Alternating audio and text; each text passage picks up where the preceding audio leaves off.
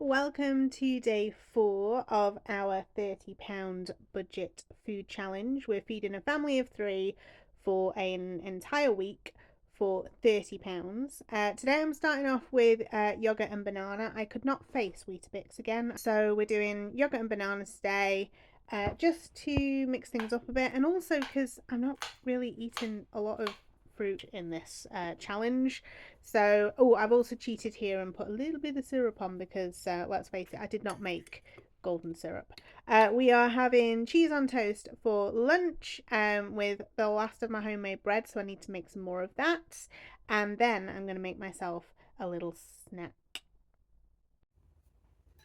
So I fancy something sweet, and we didn't have anything in the budget for the likes of like biscuits or anything. So I'm going to make some chocolate cookies. In the bowl, because I started doing this before I started recording, I've got 56 grams. So I've halved the recipe because I don't want to use too much of my ingredients just in case I need them later in the week. So I've got 56 grams of butter, and I've got 100 grams of sugar. And all I've done so far is kind of mix it together. I'd say I've creamed it together. I honestly don't know what that means other than mixing it so it's all nice and homogeneous. Pretty sure I'm using that word in the right context. So, excellent. We've got a buttery, sugary mess. Fabulous. And then we need a little bit of vanilla, which is in this cupboard up here, which is behind you guys, which I can just about squeeze in without knocking the camera. There we go. So I don't measure vanilla because, well, where's the fun in that? We're going to put a bit. It asks for like half a teaspoon, but I interpret that to mean a bit. So, vanilla. What do we need next? Flour and cocoa. Now, before you come for me, I am aware that cocoa was not on my shopping list. So, yeah, I'm cheating a little bit. Ah, shucks, my flour is up there. 1 second. Can I get it out? Can I squeeze it out? Oh, just about. Yes.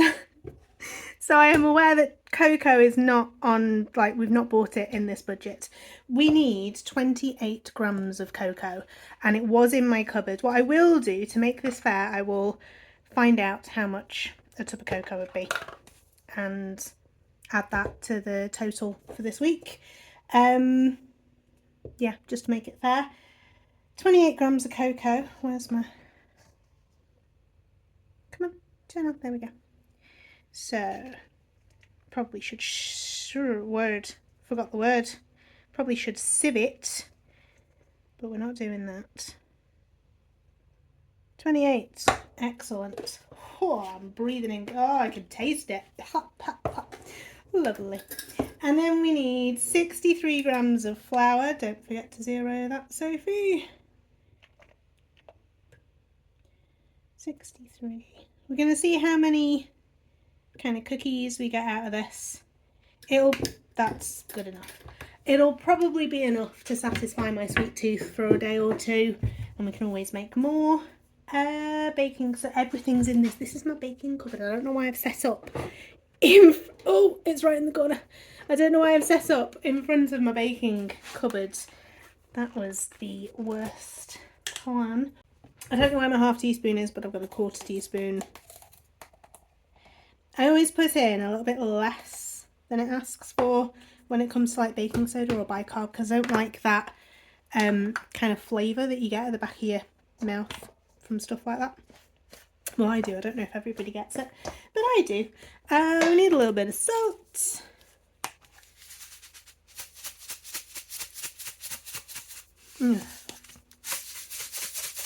There we go. It's a little bit damp and a little bit sticky together, so it's not coming out terribly well.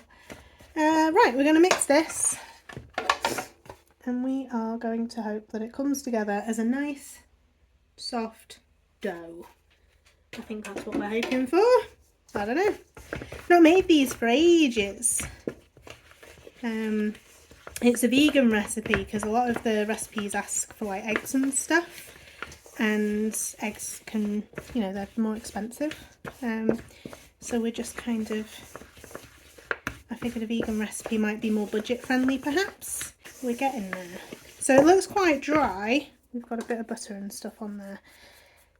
See if we can mix that in.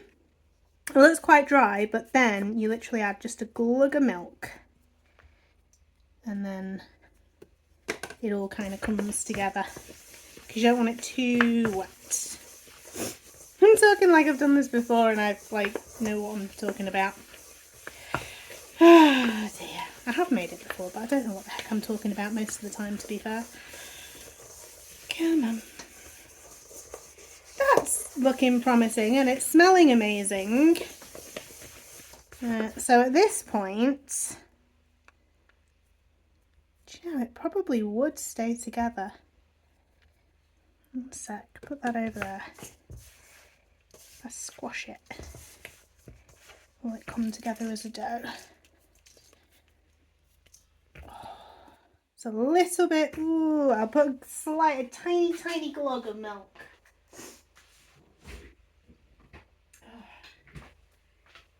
Tiniest. Bloop. Yeah. Tiniest glug of milk.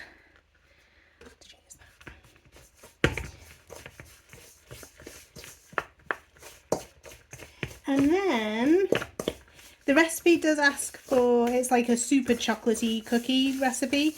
So it not only asks for cocoa, but it asks for chocolate chips as well. We're not doing that because, well, cost. But they're going to be delicious as they are. There we go, that's brought that together. It looks decidedly unappealing at the moment.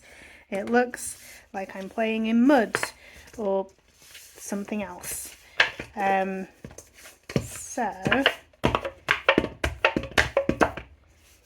that together. Fabulous. My side is actually clean, which is rare for me. What am I looking for? That's what I'm looking for. Something to cook 'em on. Right then. As far as I'm aware, it's just a matter of chopping it up, roll it into a ball. How many would we like? Do we want bigger ones, little ones? How many could we get?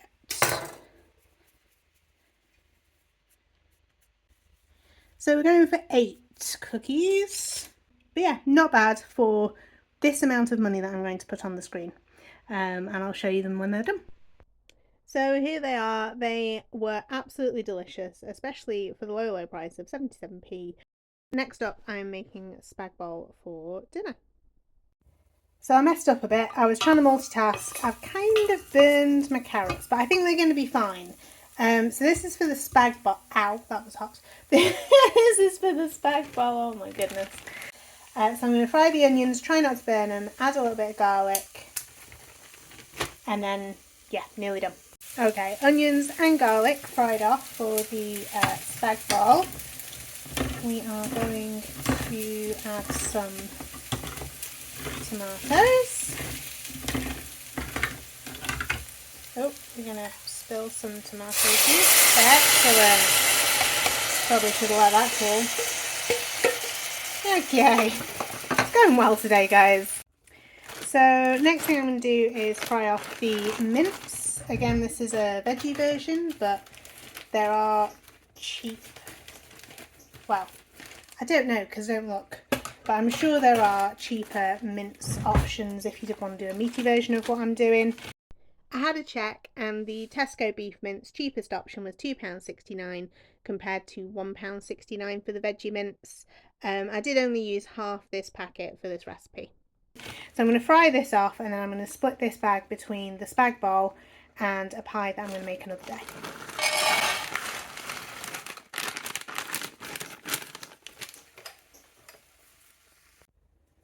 Okay, so this is the spag bol.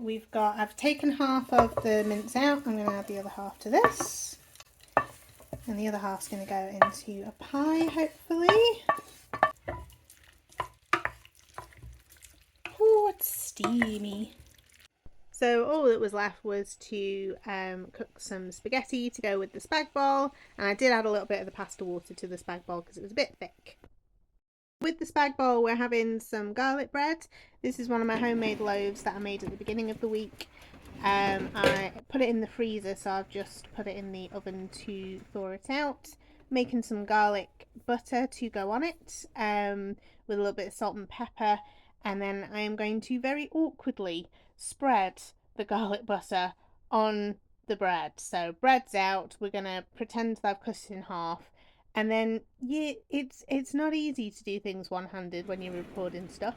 The garlic bread was actually all right. It wasn't great, but it was all right. So the spag bol, we got dinner for all three of us, and we got a portion left over that my husband took to work.